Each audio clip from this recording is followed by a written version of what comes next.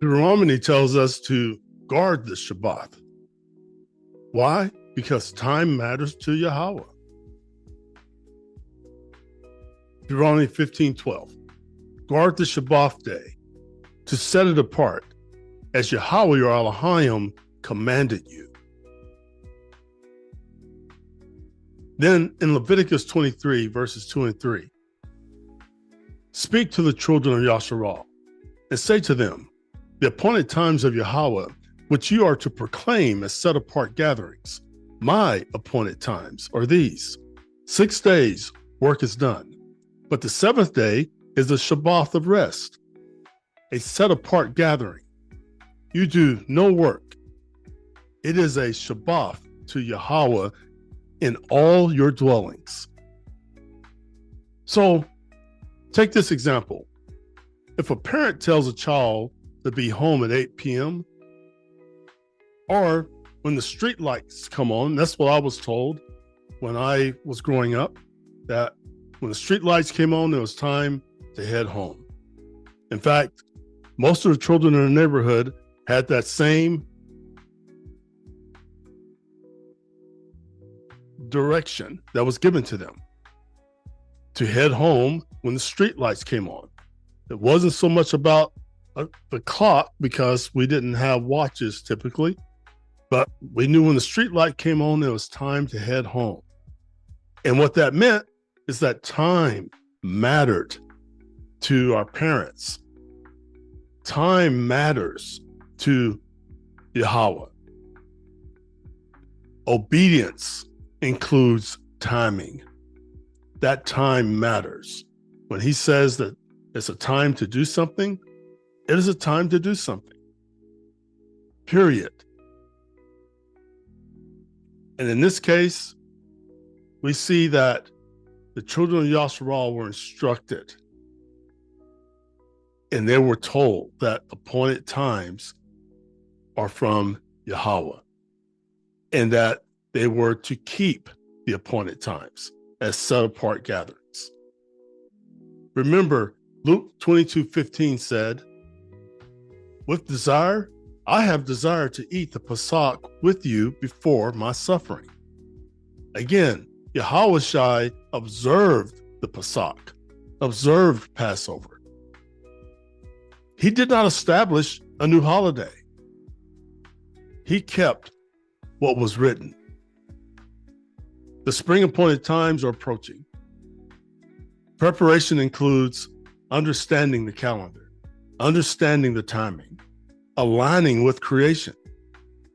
Preparation allows the assembly to observe these times with understanding.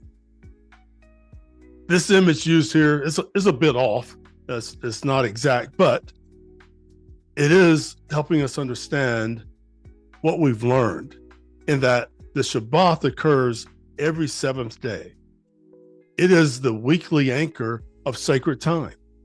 Every week, the cycle resets. Think of it like a weekly reset button. That's what the Shabbat is about. The appointed times teach us three things: creation, redemption, covenant. They remind the people of Yahawah who he is and what he has done. The appointed times are not burdens. They are invitations. They're times to gather with Yahawah because he set the appointment. He said, this is my appointment. Meet me at this time on this day.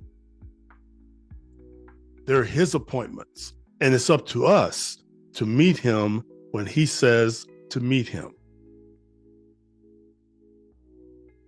They're in place to remember.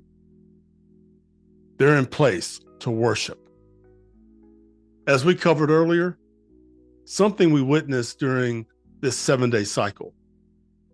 Equal day and night occurred on March 17th, here in 2026. The scriptural new year began on March 18th. This begins the cycle leading into the spring appointed times.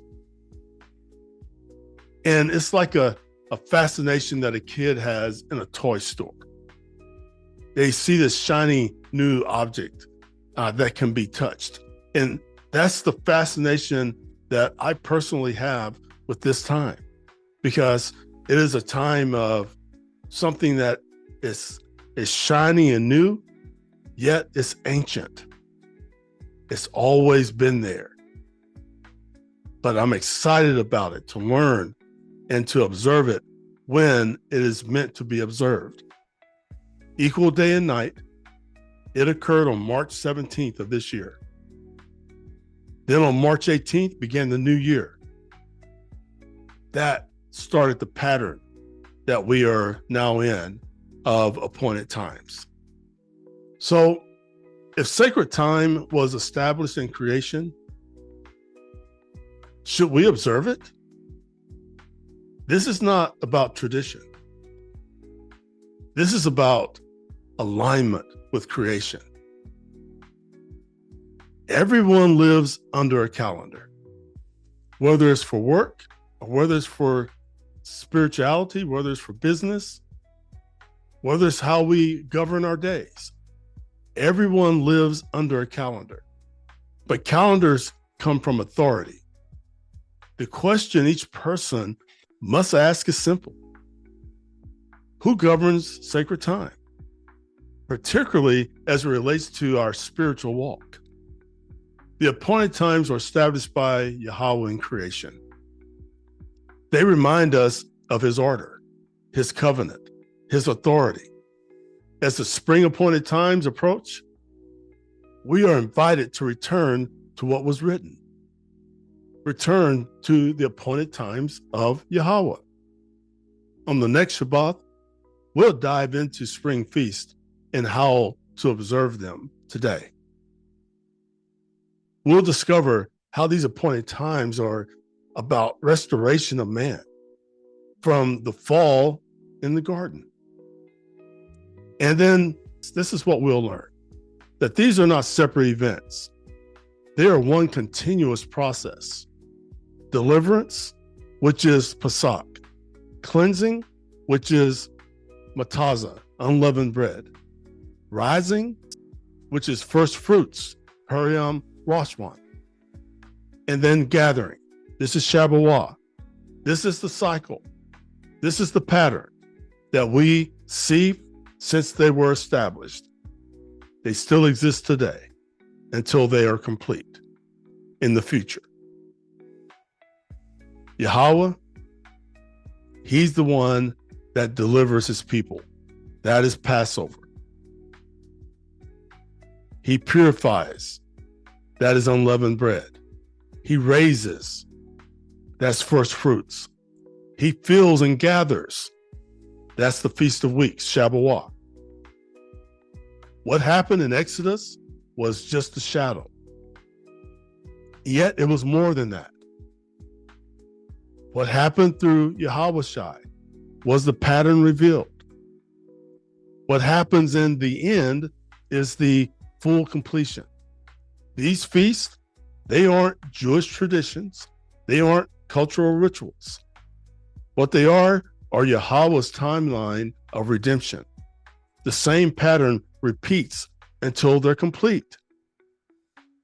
People are covered, Pesach.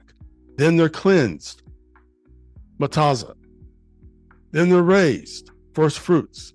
Then they're gathered, Shabbat, Feast of Weeks. We're in the raised portion of that pattern right now. Shalom, family. Until next time, when we go deeper into the spring feast and how to observe and how to recognize the pattern.